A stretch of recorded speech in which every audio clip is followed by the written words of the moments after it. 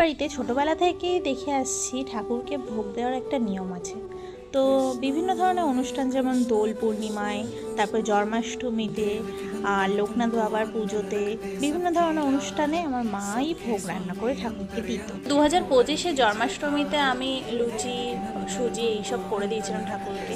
তো এবার ভাবলাম একটু বড় করে আয়োজন করি। তো 5 রকম ভাজা করেছিলাম, খিচুড়ি করেছিলাম, আলু ফুলকপি একটা তরকারি করে দিয়েছিলাম, আর আমের চাটনি করেছিলাম, বেগুনি, আর 5 রকম ভাজা ছিল, আর 5 রকম ফল, আর করেছিলাম পায়েস।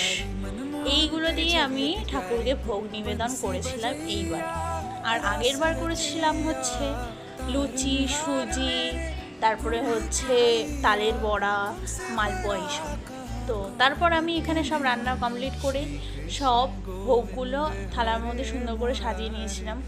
আর এখানে 5 রকম ভাজা, ফুলকপি আলুর তরকারিটা বাটিতে দিয়ে দিয়েছিলাম, আর খিচুড়ি ভোগটাও দিয়ে দিচ্ছিলাম থালার মধ্যে। আর এখানে লুচিটা ভেজে নিয়েছিলাম গরম গরম করে, আর তারপরে সেটাকে থালার মধ্যে দিয়ে দিয়েছিলাম। এখানে আমের চাটনি দিয়েছিলাম, আর বেগুনিটাও গরম করে ভেজে নিয়েছিলাম, গরম গরম মানে ঠাকুরকে দিয়েছিলাম।